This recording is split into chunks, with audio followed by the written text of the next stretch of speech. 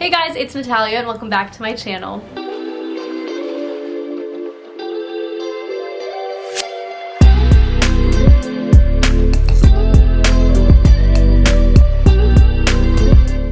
So today I wanted to share with you guys a really exciting step in my business, which is that we're officially carbon neutral. Now I know that not everybody is going to know what that really means, so I want to walk you through kind of step by step of what it means for me and my business and how we're doing it. All the things. I'm so freaking excited about this, and I hope that it inspires you to hopefully do the same, because it honestly is really easy to be carbon neutral, and I think a lot of people assume it's this like super complicated, really expensive kind of deal, but it really isn't, and it does a whole lot. So let's just get straight into it. First things first, I want to give a quick shout out to Carbon Star, which is the company that I've used to do this. I'm super excited to be their first client and the first person they trusted to onboard on this process, and they've been super helpful in kind of explaining everything and making sure I have all the tools and transparency to really share with you guys how it's all done and all the things. Because for me personally, transparency is the most important part, and being able to actually really share like, this is exactly where my money's going to, this is exactly how we're being carbon neutral is so important. So we're gonna get right into that. So let's start by just defining what carbon neutral really means. So being carbon neutral means that you are basically balancing out all the carbon emissions from your business and putting money into carbon positive projects that essentially just like even it out.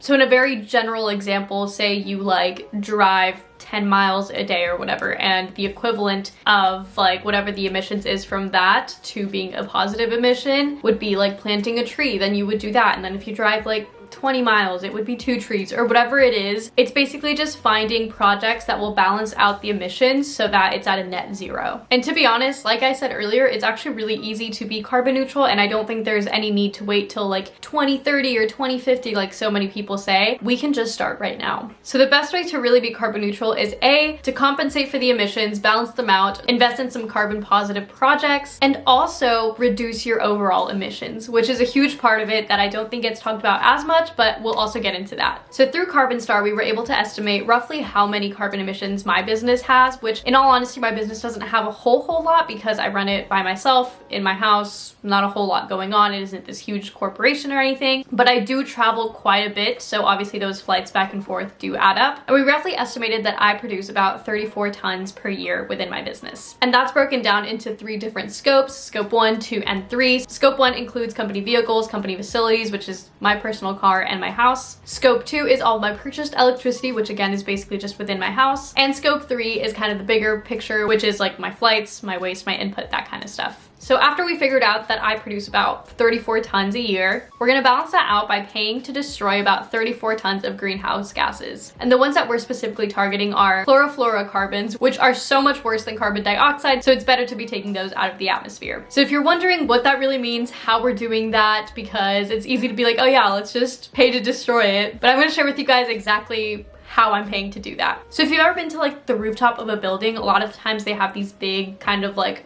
boxes, which is like their air conditioning and stuff like that. And there's so many abandoned buildings or factories that are left over that are just still standing and still have those boxes that contain all those greenhouse gases. So the company RMC, Refrigerant Management Canada, collects all those surplus boxes from refrigeration and air conditioning sources in Canada, and they properly dispose of them so that they don't end up in the atmosphere. They get destroyed at the Swan Hills Treatment Center, which is in Alberta, Canada, or at the Port Arthur facility in Texas. And I'll leave a link down below to all the verification reports, because I think it's super important to have third parties kind of come in and be like, okay, yes, this is verified, they really did do this, they are doing it correctly. Again, transparency is really important, so I will have the reports linked down below as well if you want to check those out. And that's how I'm neutralizing all the carbon emissions that my company currently has. But additionally, I want to share with you guys that it's equally important to not just balance out what you're already putting out, but also try to reduce it. So I think for me, it is a little bit difficult because I'm trying to like expand my business a bit, which would end up making it bigger, which would probably result into more carbon emissions. But there are things that I think are helping reduce my overall carbon emissions as a company. First things first, being zero waste with all of my materials is really helpful, because I'm not wasting anything. Everything's getting repurposed, reused, and there's zero textile waste, so nothing ends up in landfills, nothing ends up putting bad things into the atmosphere. We're really trying to be good about that. So that's number one thing that really helps me reduce my emissions. And kind of along with that, I also use dead stock fabric, which again is kind of just like giving new life to something that would have otherwise been in the landfill, which is also a really great way to reduce emissions. And lastly, I'm mainly a made to order brand, which allows me to not have like excess inventory or things go to waste or having to find ways to get rid of inventory because it's not selling or whatever. We're really mindful about all of our waste here, which really helps reduce our emissions. And of course, the waste that we do have is mostly just recycling stuff, you know, packages that I get, things like that. So all of that does get recycled, which is also a really great way to reduce emissions. So those are some things I'm actively already doing that really help, but I want to share with you guys some things that I'm thinking of doing or starting to implement, or things I would like to do in the future. Number one of my biggest, if not my biggest, like carbon emission thing is flights. I fly very often back and forth from California or New York or wherever for business things because in Indiana I just don't have a lot of opportunities, so it causes me to have to fly a whole lot. So one way that I would like to reduce that is I'm actually actively looking into moving to Los Angeles because A, it would be better for my own mental sanity of not having to be back and forth so much, but B, I would be able to source fabrics in person and not have to be shipping things in all the time, be able to do things a lot more locally,